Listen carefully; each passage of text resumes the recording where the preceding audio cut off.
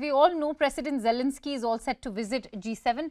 But before he does that, he made a surprise visit. Where was this surprise visit? That was to Saudi Arabia, and that too for an Arab summit that President Zelensky attended today. He addressed the Arab leaders with his 10-point peace plan and thanked Saudi Arabia for its past help. Now, the Arab nations have remained largely neutral on Russia's invasion of his country, including many who maintain warm ties with Moscow. In his address to the summit, Zelensky said that some countries, including members of the Arab League, preferred to turn a blind eye to Russia's illegal annexation of Ukrainian land and to its jailing of some Ukrainians during the 15-month war. In recent months, Saudi Arabia has restored diplomatic ties with Iran and is ending the kingdom's years-long war against Iran-backed rebels in Yemen. They have pushed for Syria's return to the Arab League and have even offered to mediate between Ukraine and Russia following a prisoner exchange deal they brokered last year. The move was apparently made possible by the close ties with Russian President Vladimir Putin. Now, Saudi Arabia has faced heavy criticism from the United States over an OPEC decision to cut oil production, which was seen as helping Russia to refill its coffers by boosting prices.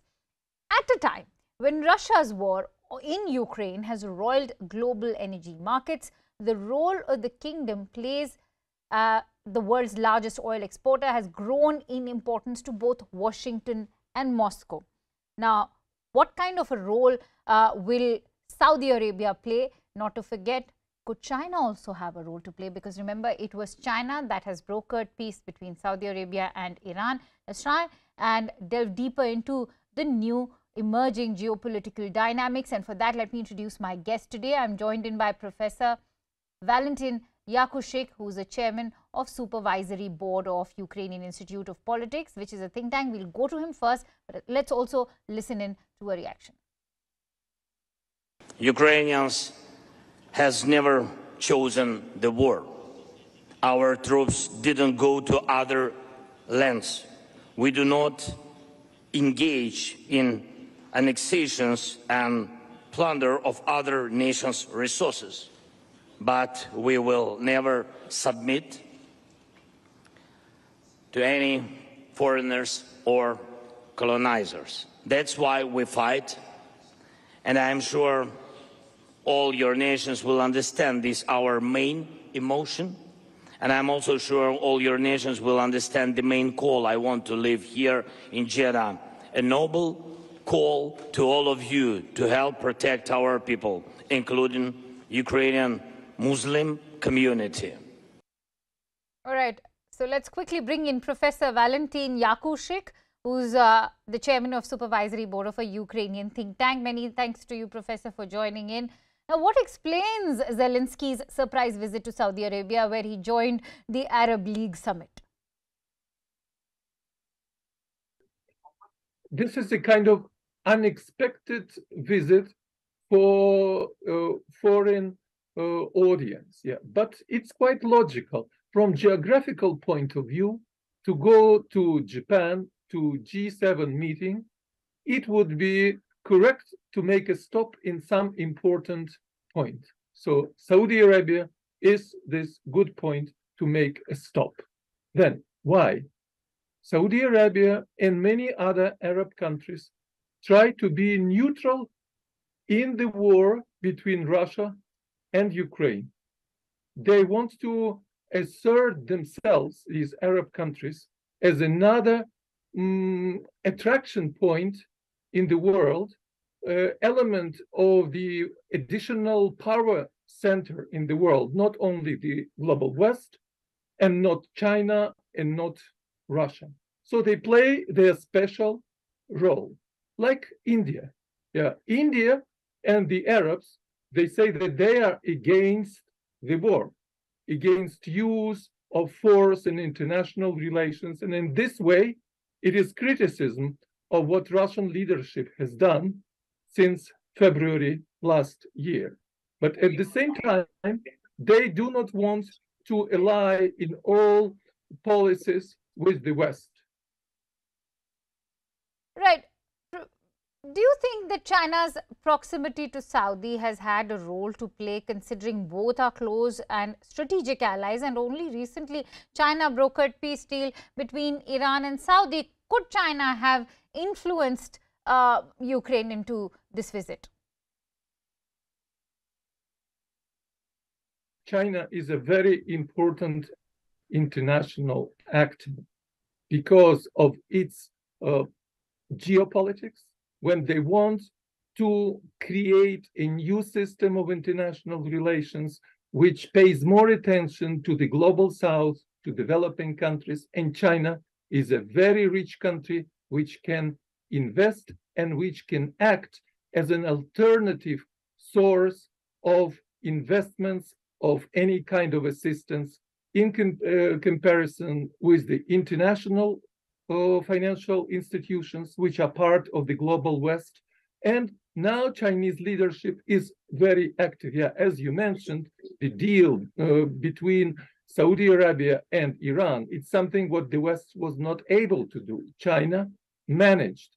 So China wants to play an efficient and important role in Ukraine, but it's early yet, unfortunately. We are in such stage of Russian-Ukrainian war when Ukraine and Russia still expect to have military. Ukraine is preparing a counteroffensive, and Russia. Professor Yakushik, as we all know that the Chinese envoy was in Ukraine and even met President Zelensky when he was told that the peace plan must not lose land to Russia. How do you weigh in on China's potential to play peacemaker? Will the country be able to protect Ukrainian interests? Well, you see, politically, China has never accepted annexation of Ukrainian land by China. Never.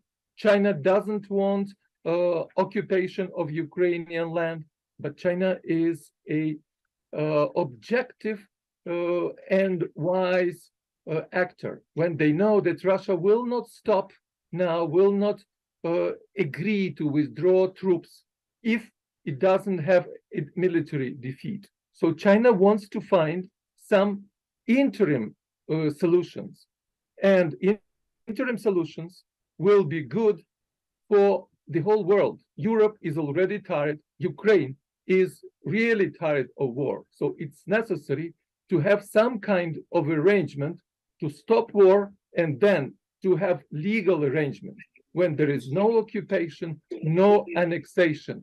So it can be only reached after this phase, imminent phase.